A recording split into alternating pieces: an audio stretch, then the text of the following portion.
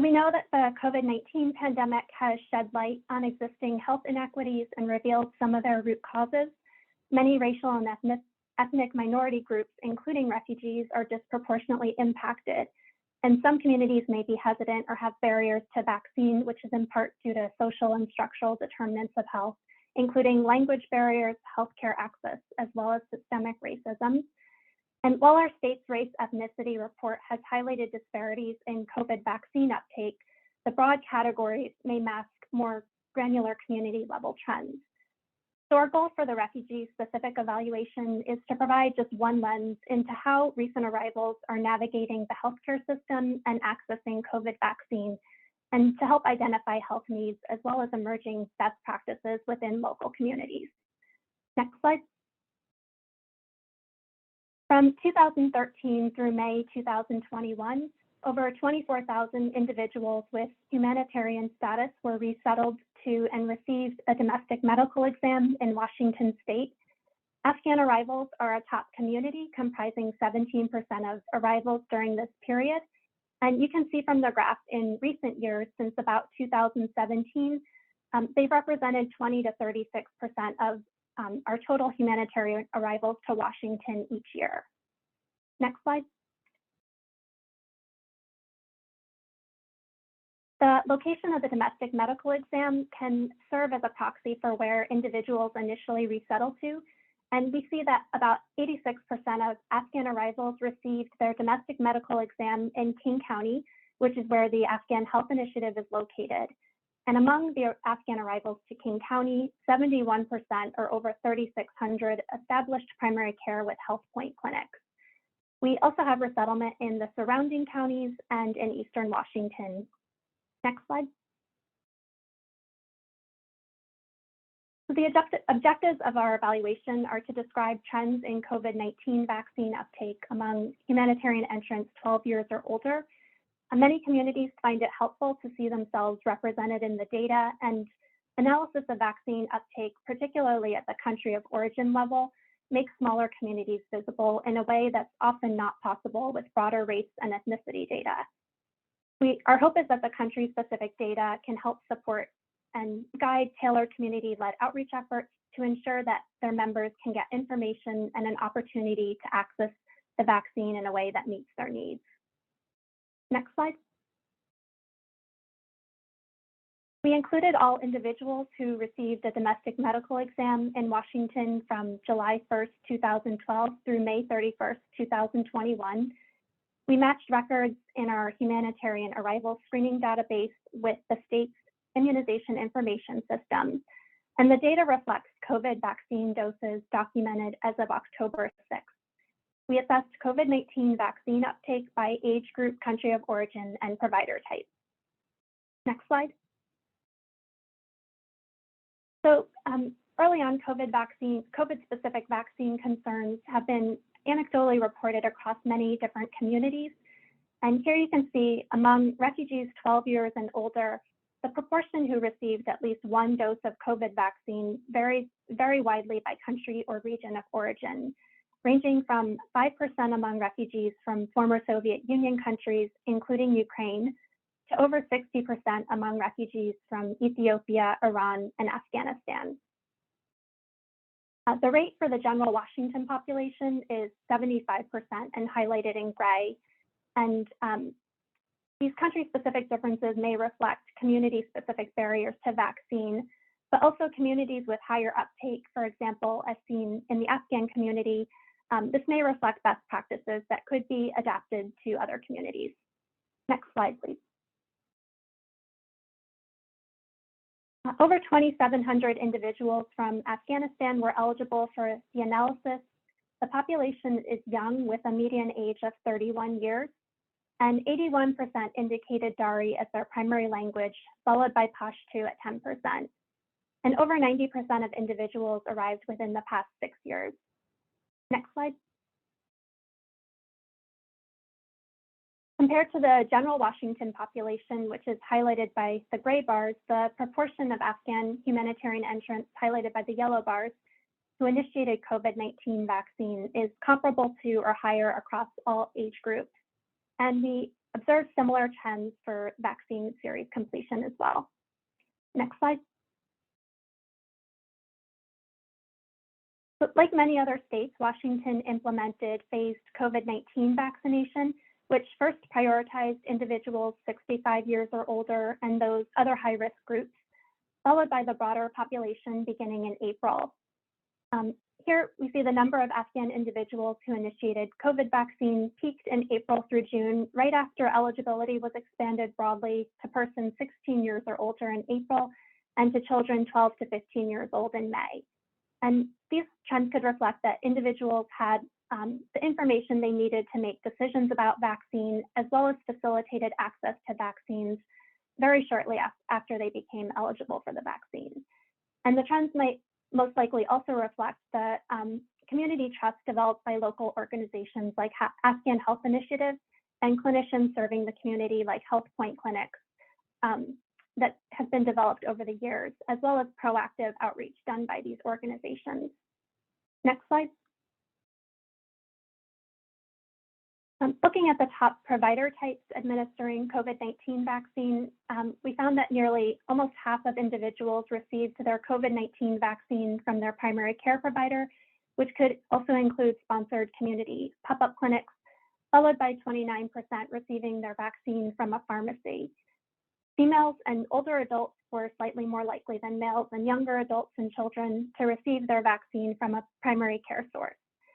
So we see that providers are really a trusted source of vaccine information as well, and were critical in access for this more established community. And I'd like to note for our newer arrivals, we were able to add COVID-19 vaccine as part of the refugee health screening as time and availability of the vaccine increased. Next slide.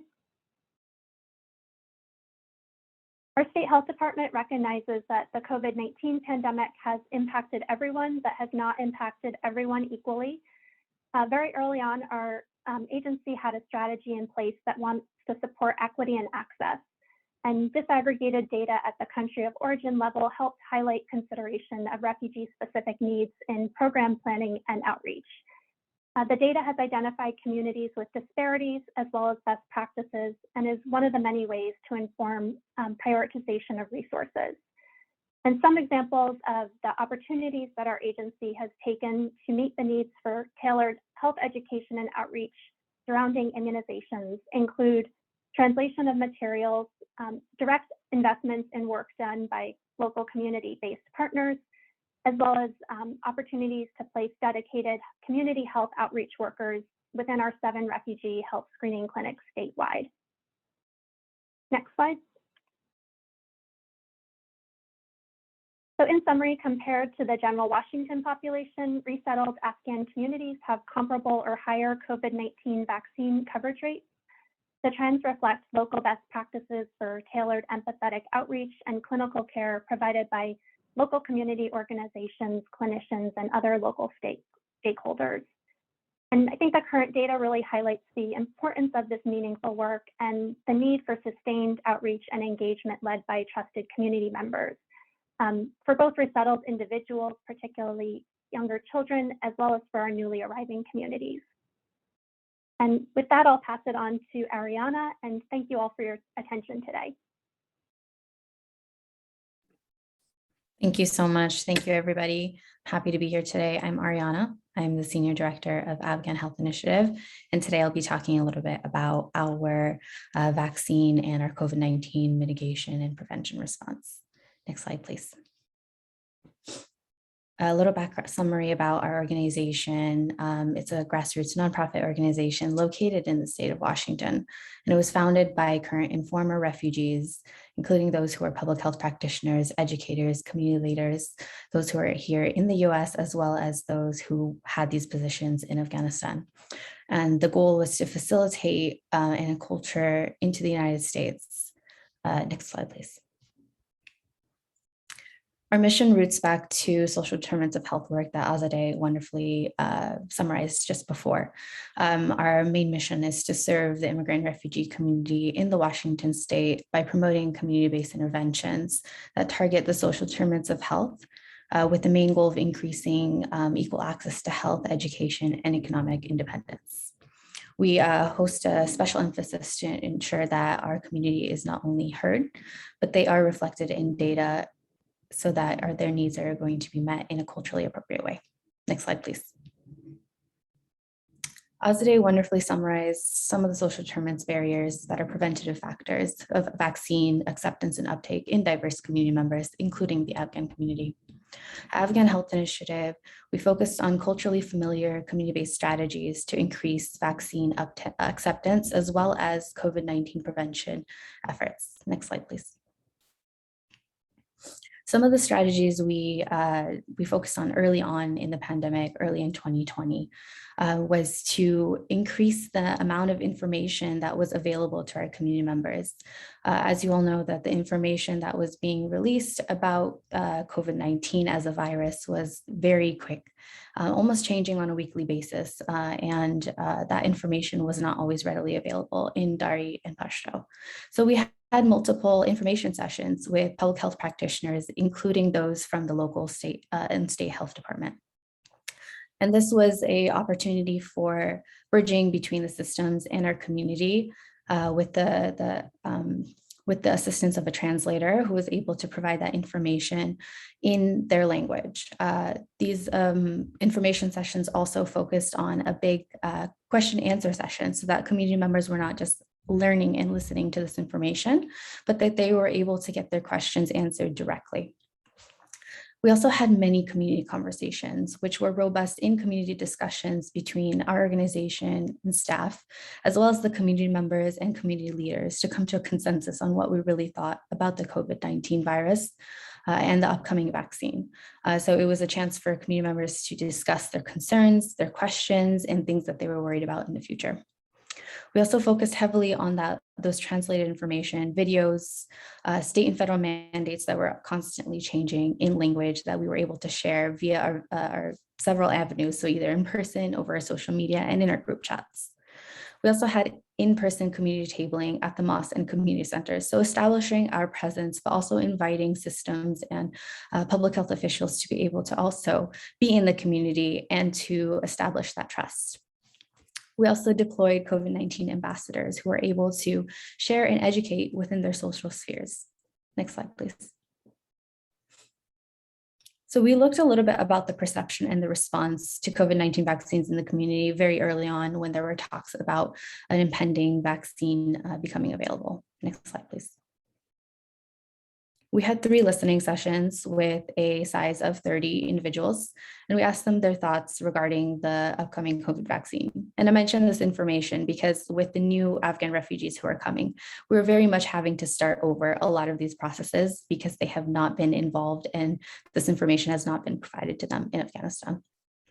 So we heard a lot about the trials, them being too quick, unsafe, or the government making it mandatory and they didn't want their freedom to become, sort of taken away. There's a lot of lack of awareness regarding the vaccine trial process in the United States, as well as the fact compounded with, vaccines are not that common in Afghanistan, particularly in smaller cities. There was also some religious rhetoric and like the hoax sort of rhetoric that was also going on in the community that the pandemic is not as serious as it was. And finally, we heard about the vaccines not being halal. And those with an at-risk are still issues that we're hearing within the community. And it's still something that we are currently working on. Next slide, please. After the vaccines were available, we also held some listening sessions to understand what exactly, what was changing between then, before, and after. So again, those at-risk, we heard about the trials with it being too safe, the lack of awareness, and vaccines being uncommon in Afghanistan, and relying heavily on religion as a sort of saving issue under the pandemic. And then, of course, the vaccines not being halal. Next slide, please.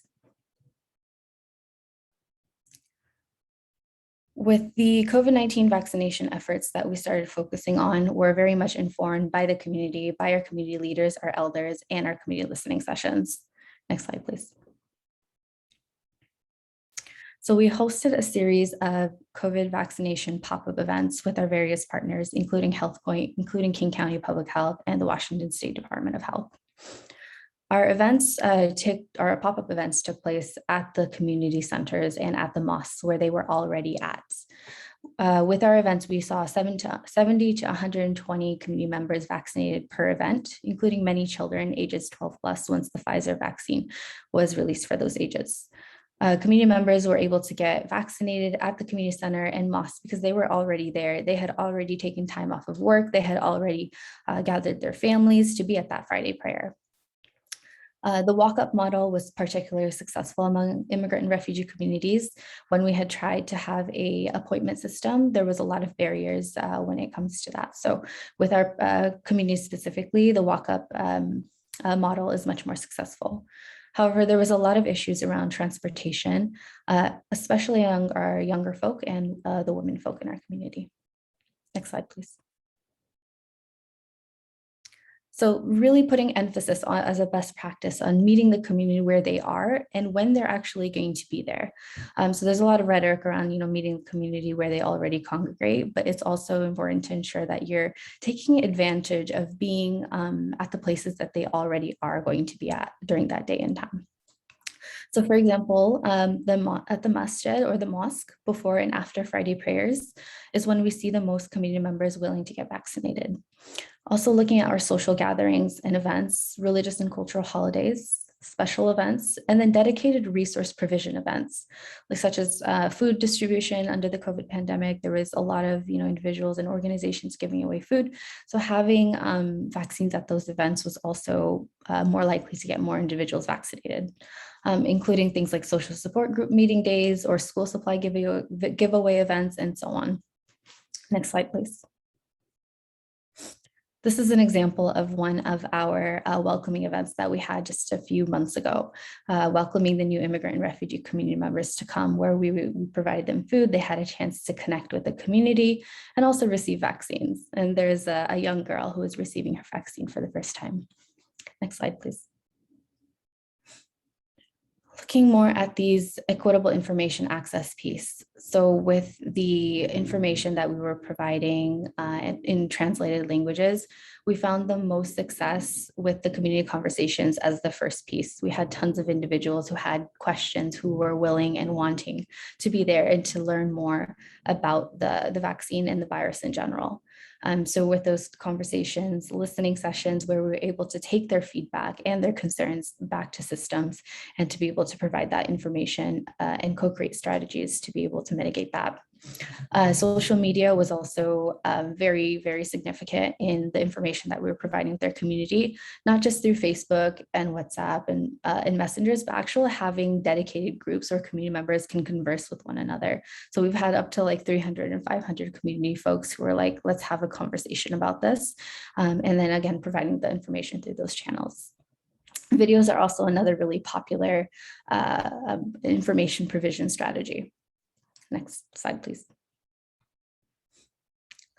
Finally, addressing system mistrust as another incredibly huge issue in the community is, bridging community and systems through in-language and translated information sessions. So we had those inter-community sessions with our staff, with community members and so on.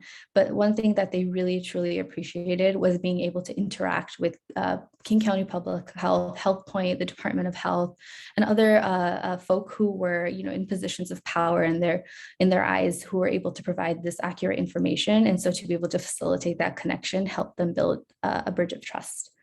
Next slide, please. And community involvement. So with all of these strategies, the key issue here, or key factor being for our success, is involving the community. So not just with Afghan Health Initiative, but to involve our community leaders, involving our religious leaders, and so on, to be able to further increase the trust that they had in the community, in the information that they were receiving as trusted messengers, and to be able to help facilitate the social media campaigns, to mobilizing the ambassadors, and of course, having that direct connection in the community. Next slide, please.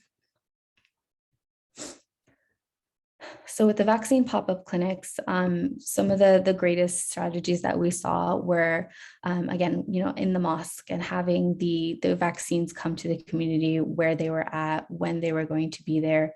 At Friday prayers are the biggest one. And so looking at future vaccine strategies, not only in Washington state, but across the nation, is to be able to find a trusted community folk, trusted organization, or trusted imam to be able to work with them and to facilitate at Friday prayers is going to be huge for continuing the success rate.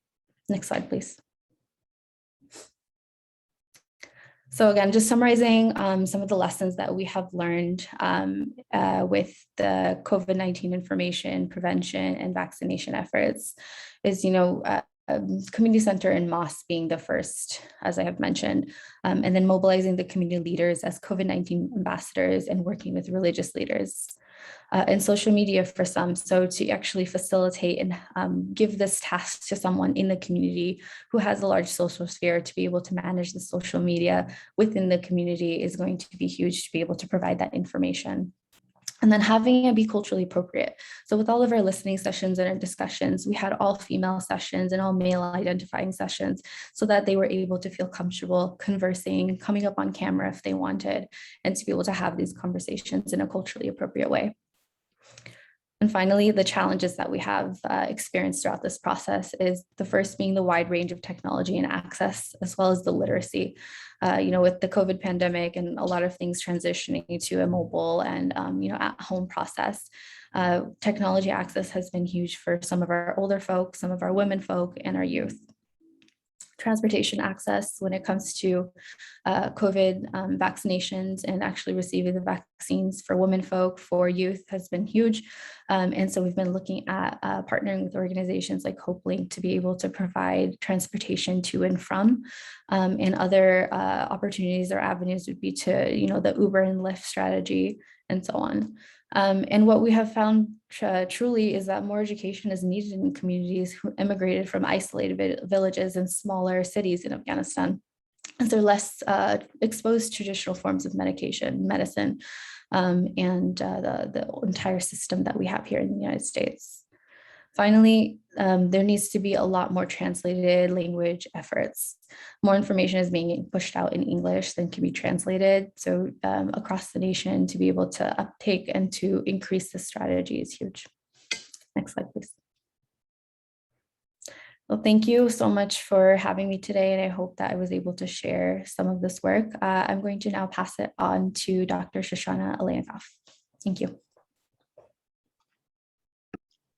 Thanks so much, Ariana. So I'm Shoshana, and I'm a family physician, and I work at Health Point, which is a community health center in the Seattle area in Washington.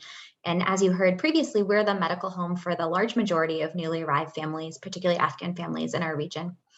So I don't think I need to convince anyone on here on the power of vaccines. Vaccines save lives, families, communities, and I really just see every interaction with my patients as an opportunity to increase vaccine rates and to protect communities. And because of the amazing work you've just heard about from the Department of Health and the Afghan Health Initiative, my job is actually pretty easy because for the most part, community members are really well primed. I'm just going to highlight a couple of examples of Afghan families that I've interacted with recently to kind of give you a sense of the conversations the clinicians are having or can have and how that interplays with what's happening in the community. And before I jump into that, I just wanted to provide a couple of details that might be helpful in working with Afghan families around COVID-19 vaccination. So just a reminder that anyone aged 12 and up and maybe quite soon, even younger, is eligible for a COVID vaccine, even if they've already had a COVID infection, and even if they've recently had other vaccines, can be given the same day, even as a flu vaccine, for example. And then I also wanted to mention that we're seeing many Afghan families who are recently arrived to this country, and some may have had the opportunity for a COVID-19 vaccine outside of the US or prior to arrival. And those who got a complete vaccine series of a WHO or FDA approved vaccine don't need to repeat the series. they are considered fully vaccinated here. And I just put a quick list on this slide of those vaccines that are either WHO or FDA approved. And then the other thing to kind of remember, and this is a fairly recent update as of October 1st of this year, is that anyone who is going to be going through an immigration medical examination, for example, for a change of status, this would be the civil surgeon exam, is actually going to be required to also have completed their COVID-19 vaccine series. And so I think that that is also helpful to keep in mind as we're working with families and thinking about their immigration process and how vaccines play into that. Next slide. So let's go on to some examples. So, since the start of the COVID-19 vaccinations, we've really tried to have vaccines available at the clinic at any time for anyone who's coming in our doors for a visit. And even in the beginning, when vaccines were pretty limited and we would schedule out in advance specific vaccine days or sessions, we would always keep a percentage of vaccines at any given day allocated for what we called opportunity vaccines. So that might look something like, I'm seeing you today for your knee pain. At the end of your visit, I ask if you want a COVID-19 vaccine. You say yes without hesitation, and we give the vaccine. That would be considered like an opportunity vaccine. But it doesn't always happen that easily, right? Some people take multiple conversations over time, the foundation of a relationship, but many do choose to vaccinate. I would say we had a lot of early adopters who said yes right away, or they even wanted a vaccine before they technically qualified. I also noticed, especially in the beginning, that travel was a really big motivator. There were a lot of people who were coming to us who really wanted to be protected and vaccinated before traveling back home, potentially late last spring or over the summer. And I think that kind of gets back to that idea that vaccines can bring us all back together, which we are hearing from the community. So I want to tell you a story, because I think stories are powerful. About a day in the late spring, I had a handful of patients on my schedule in a row who had kind of previously been interested in vaccines, but on that day, everyone was declining vaccination. And I couldn't really figure out why, and my typical conversations weren't really working. No one seemed to want to get the vaccine. And so I finally asked a patient that I knew pretty well, I've seen a couple people today. No one's really that interested in getting the vaccine. Why do you think that might be? And sure enough, they told me that there had been a woman in the apartment complex that many of our patients are resettled in and live in, who became quite sick for about 2 weeks. And she was so sick that she wasn't really able to care for her family or do anything around the house.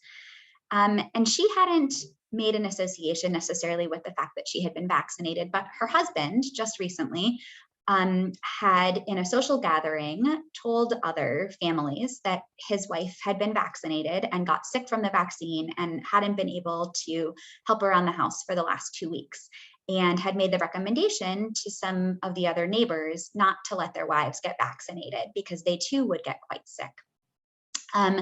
And so really understanding that that was the conversation that was happening in the community allowed me to change and adapt my conversation to try to, address this more head on and maybe focus a little bit more on the typical short duration of side effects and other concerns. And I will say that I often in these conversations do talk about my own vaccination, my own choice to vaccinate. And many patients even ask me, what side effects did you have? And I'm always happy or willing to share that personal experience. And I think that kind of conversation can help change the narrative, especially if there's a strong narrative that's circulating in a timely way in the community. Next slide, please. So as Ariana mentioned, we did co-host some pop-up vaccine events on Fridays at the mosque. And one of those events, I had volunteered to be an observer. And so I was just kind of observing for any reactions after vaccination. And that gave me really an opportunity to sit and chat with people. And there was a man there who was getting vaccinated who I recognized actually as my own patient. And his wife, who was also my patient, wasn't there. And I sat down and just chatted with him for a little while, told him it was so great to see him, really affirmed his decision to be getting protected.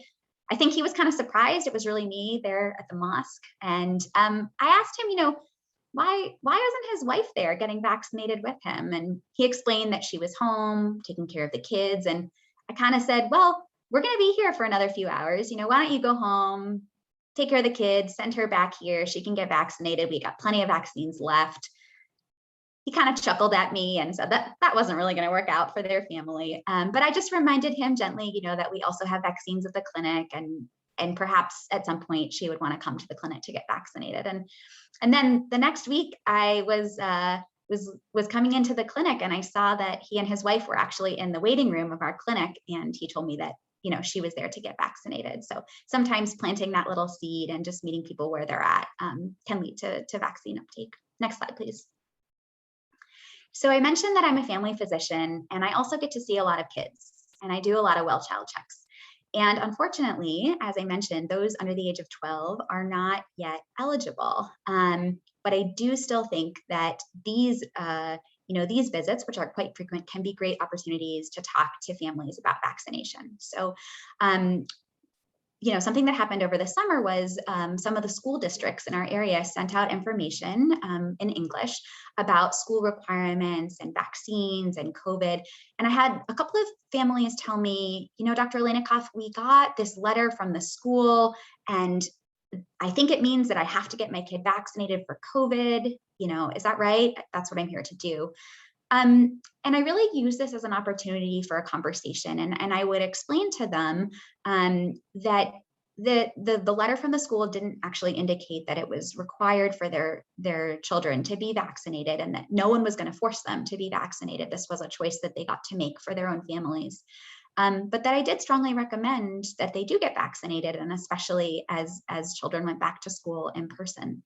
Almost all do say yes. And I've even had a couple of really sweet interactions where kids are asking their parents to vaccinate them and to get themselves vaccinated too. So I think the youth can sometimes lead the way on this. I also see a lot of really young kids and newborns, because I do OB care. And in these appointments, I usually talk to families and say something like, your 2-month-old is due for these 4 vaccines. I really wish I could vaccinate them for COVID-19, but unfortunately, we just don't have a vaccine that's been approved yet for kids this young. But one of the best things you can do to protect your young baby is to get vaccinated yourself. Your baby is relying on you for a lot of care, and I really want to make sure you're healthy so you can continue to provide that care. And oftentimes at that same visit, because we have vaccines available and we see the whole family, the medical assistant I'm working with will go in to vaccinate the children at the well child check, and we'll also bring a COVID vaccine in for the parents. And one other thing that I've found has helped a lot with these really young families and young kids is sometimes there's concerns around breastfeeding. And so I talk a little bit about the science behind the safety in breastfeeding moms. And then I will often add a personal anecdote. I know not everyone feels comfortable doing this, but I feel very comfortable with my patients that I too am a breastfeeding mother, and that I got vaccinated while breastfeeding in a very intentional way. So that can sometimes be helpful too. Next slide, please.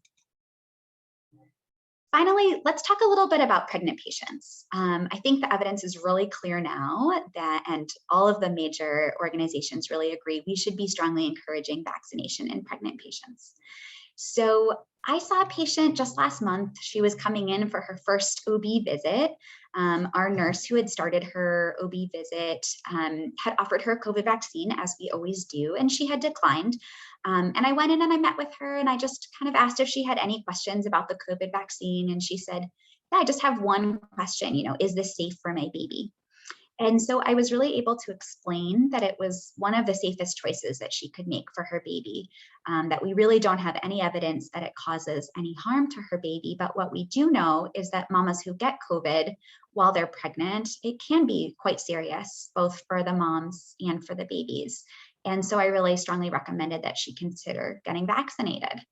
And I just asked her, do you want to get vaccinated today, or do you want some more time to think about it, to talk about it with your family? We can schedule you a later appointment. And she just said, I want it today. If it's safe for my baby, I want it today. And then we were able to coordinate for her next OB visit to be 28 days later when she would get her second dose of her vaccine. Next slide, please. So I'm just going to share one more story, which is a longtime patient of mine came to see me in clinic. It was her second pregnancy that I had cared for her during. And we sat down and kind of just exchanged greetings. And she said to me, "Dr. Olenikoff, I saw you on Facebook and now I'm going to get vaccinated." And I was kind of confused. I didn't know exactly what she was talking about.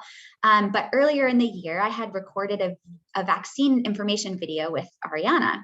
And it had been translated in Dari and then circulated in the community, thanks to some amazing community work on their part. And this was a long video, it was like a half an hour video. And this patient told me she had watched all 30 minutes. Now she could answer all the questions that her friends were asking. And she told me that she was really able to help, rebuke the conspiracy theories that she was hearing from others on Facebook by watching this. So I asked her, "Do you want the vaccine today, or do you want to come back in for it on a different day, as I often do?" And she told me that she had a really specific date in mind. And so we scheduled her for that day. And I saw her about a month later for her next OB visit, and I kind of thought she'd be vaccinated. And I looked into the chart and I noticed that she hadn't shown up for her vaccine visit. And I asked her why, and she said that she had spoken about it with her family, particularly her mother-in-law in Afghanistan, and she was forbidden from getting the vaccine while pregnant. And this is something that we really continued to address throughout her pregnancy and subsequent visits. And she continued to tell me that although she wanted to get it, she needed to follow what her mother-in-law had asked her to do during this pregnancy. So after she delivered a healthy baby, I did remind her that she was no longer pregnant. Would this be an opportune time to get vaccinated? And I walked into our postpartum visit, and she proudly rolled up her sleeve and showed me a Band-Aid. And she said, "Dr. Olenikoff, I went to the pharmacy on my way to this very visit because I didn't want to see you again without being vaccinated. I wanted to be able to say when you asked me, I already did it. I already got vaccinated." And I think that just comes from, consistency of conversations. And I do ask all my patients at every visit if they're thinking about vaccination and kind of where they stand. And so she knew that that would be something that I would ask about, and she really wanted to be prepared with a yes. So, next slide, please. I think really in summary, this is a team effort. I think all the work that's happening in the community here makes my job really easy to seal the deal.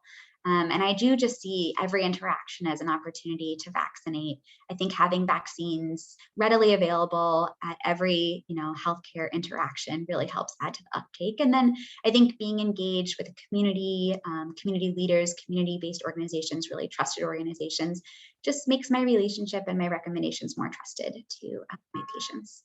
So I think with that, we'll wrap up and go to the Q&A.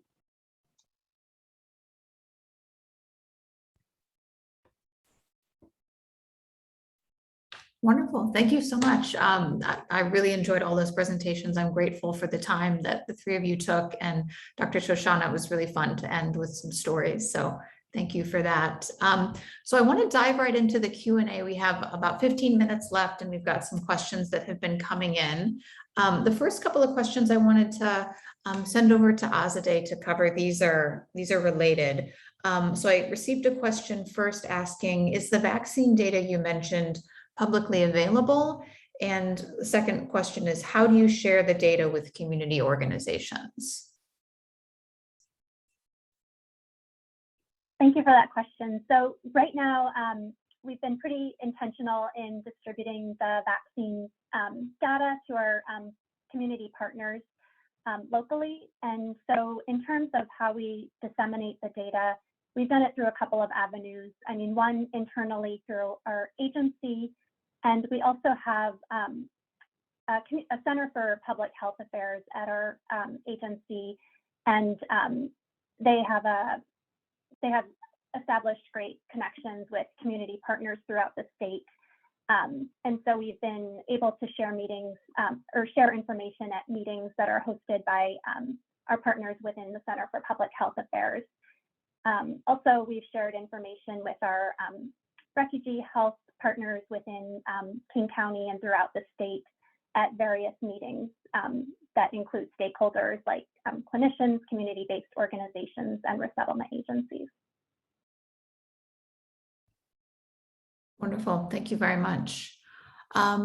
Next question here, and I think maybe I'll ask Ariana to chime in about this one. Somebody asking about what's the best avenue for one-on-one outreach?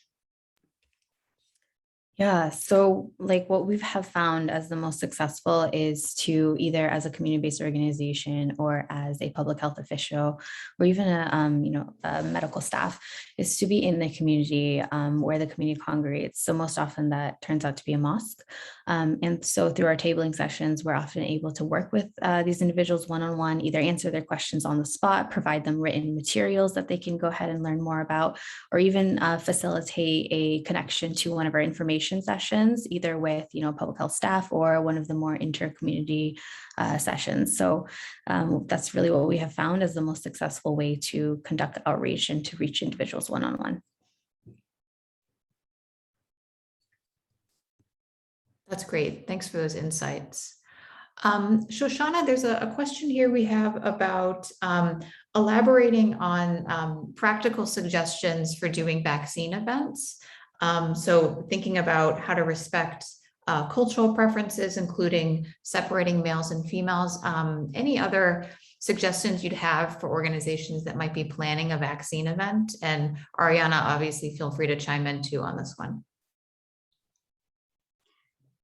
Sure. I think I can mostly defer to Ariana on this one because she was the one who really taught me how to do this. But I do think that one thing that we learned in the first pop-up event that we did with Afghan Health Initiative was we had set up kind of all of these different tables where we had a vaccinator at each table, and it became really clear that we needed to have an area that was more private because this was in a big open space for women who were getting vaccinated. And so we set up kind of a set of screens to really keep that area quite private. And what was interesting is throughout the course of the event, the numbers of men and women who were coming in differed at different times. So one of my roles was kind of figuring out like how many tables and vaccinators should be behind this screen and how many should be in the main space, and having the flexibility to be nimble about that and to move people as needed. And then to have the vaccinators also who are going to vaccinate females behind in this kind of enclosed area also be female themselves. So that was, I think, an important learning point. And then, of course, because it was being held and co-sponsored by the Afghan Health Initiative, we were able to have appropriate interpretation, which I think was really important as well, to be able to walk people through what can be really confusing consent forms to fill out and questionnaires before getting vaccinated. So I'll defer to Ariana to pick up where I left off. Yeah, perfect. I would only also mention that the interpreter should also be either female or male and work with the same gender. But other than that, you hit it on the head.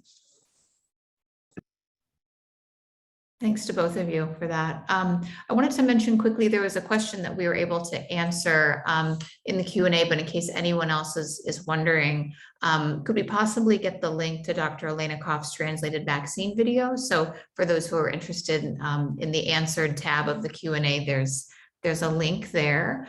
I also wanted to go back to, there was some interaction on the chat. There was somebody who was asking about how to find out where resettlement agencies are, so who serves refugees in your communities.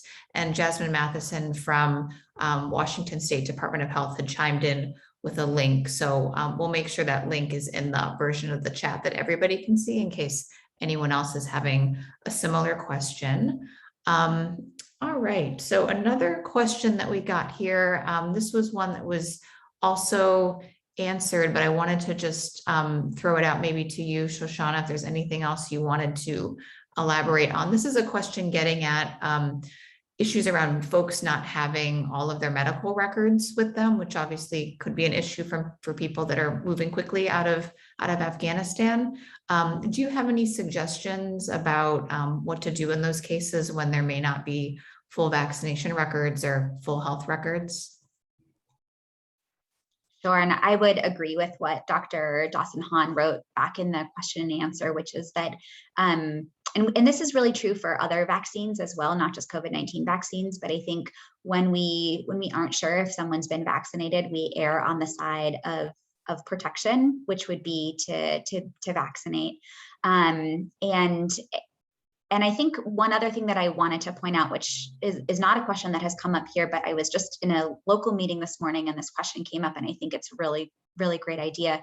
There are some folks who have documentation that they've had vaccines overseas, and they are now being asked at a restaurant or a healthcare facility or wherever to provide a vaccine card, which most of the time is a vaccine card that we're familiar with here in this country. And for folks who got vaccinated overseas, even if they're fully vaccinated, they may not have the documentation that is expected in our local communities. And so one thing that we can do is we can review the vaccine information if people do have it from overseas, and then maybe put that on a vaccine card that is recognized locally so that people can kind of have that stamp of approval coming from a healthcare organization here in a way that is accepted by the communities here.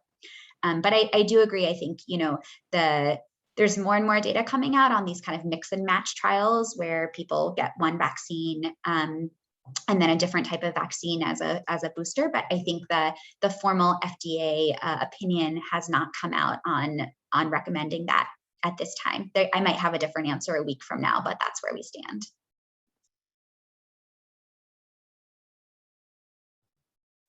Another question about data. So Azadeh, I'll pass this one to you, and this might be an unfair question for you sort of outside of the state of Washington, but somebody's interested if whether or not similar types of data that you shared might be available for other states. Do you happen to know how likely it is that that data would be available for other parts of the US? Yeah, I know other states have been working on COVID-19 vaccine evaluations as well. So I just recommend reaching out to your state's refugee health coordinator. If you don't have a health coordinator, reach out to the refugee state coordinator, and they can point you to any availability of data specific to your state. Great, thanks a lot. Ariana, another question for you. Someone here is asking how to balance needing to communicate COVID-19 information with all of the other concerns that people might have that may in some ways feel more immediate to them. So things around housing and employment. So how do you go about balancing those issues when you work with the Afghan community? Yeah, I don't think they have to be separate. So a lot of what we do is we loop in our COVID-19 information with a lot of other services that we provide. So if we're meeting with the client to provide direct services, for example, rental assistance, we'll also talk to them about our COVID-19 opportunities and say that, hey, next week we have food distribution at the mosque, and you can also get your COVID vaccine. So you can really loop in a lot of that information. And if you're not an organization that provides direct services, partner with one that does. It's great to be able to, if they're already there, go to them, rather than having them to go to, multiple different avenues. Wonderful, thanks for that information. Somewhat related, thinking about things beyond or sort of the long list of questions and needs that people may have. There's a question here about any barriers with health insurance. Shoshana, do you want to take that one and share sort of what you've experienced with potential health insurance barriers, or what you may know about other parts of the US and health insurance barriers? Sure. I can't speak too much to other parts of the US, but I can certainly say this is a question that comes up a lot for us, and it has a very easy answer in Washington, which is that it does not matter if you have insurance or not, you can get a free COVID-19 vaccine. And certainly at our site, one of the things that we talk about as we're talking about the vaccine, which is a really reasonable question for people who have incurred a lot of healthcare costs along the way for various screenings and vaccines that have been required of them in the immigration processes. This is something that that's free. And I do think, someone else on here can correct me if I'm wrong, but I think that is true most places around the country, that through the public health, departments and clinics, if not private clinics, that COVID-19 vaccine should not be insurance dependent.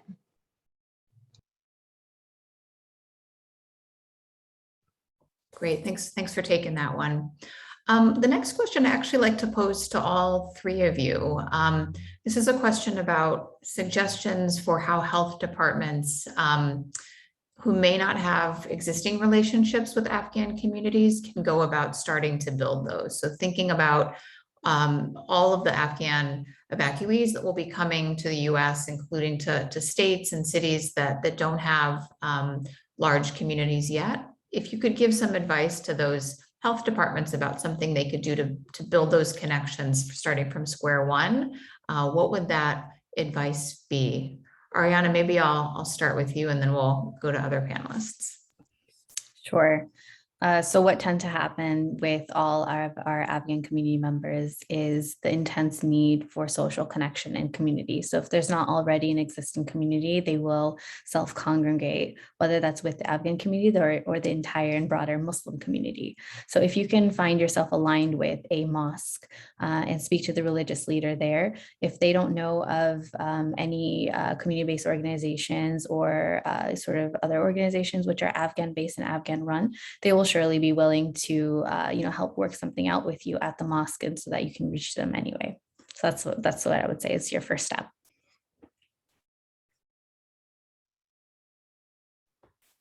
Shoshana or Azadeh, any other advice that you would offer to health departments or to community organizations that may be serving Afghans for the first time, and health clinics as well? Sure, I can just say a couple of years back, before the Afghan Health Initiative was really active in our community, we were kind of not COVID related, but thinking about some other programs that we wanted to start, and we really wanted input from the Afghan community to know how to run those. And what I was finding is that because I was seeing so many different families in the same day, we could just kind of have conversations with families as we saw them in the clinic about, would you like to participate in kind of a focus group to talk more about X, Y, and Z, or just learning the informal channels, right? Like maybe I was talking to some of my patients and finding out that there was actually an Afghan men's group that was already meeting, of kind of community leaders with some frequency, and then was able to talk to them about, when X, Y, and Z comes up, can you come back to me and tell me what, kind of what the community thinks about this. So I think those informal channels certainly exist. And if you're seeing enough volume, then you just kind of get to know people. And once you build those trusted relationships, I think people start to share more about, how they're congregating and what kind of informal structures exist. But I will certainly say that this work got a lot more formalized and streamlined and easier on my end when AHI really started being actively engaged in the community, because then there was a really obvious go-to. The other thing I will say is that a lot of the resettlement organizations, even if there isn't a community organization like the Afghan Health Initiative in your community, the resettlement organizations often are also seeing high volumes of similar groups. And I think that they can provide a really fantastic resource or a jumping off point to say, hey, we really want to partner with this community. Who are the key people who we need to be in touch with? And sometimes some of the resettlement caseworkers may be those key people in the communities and have language and cultural congruency as well. So those are a couple things that come to mind.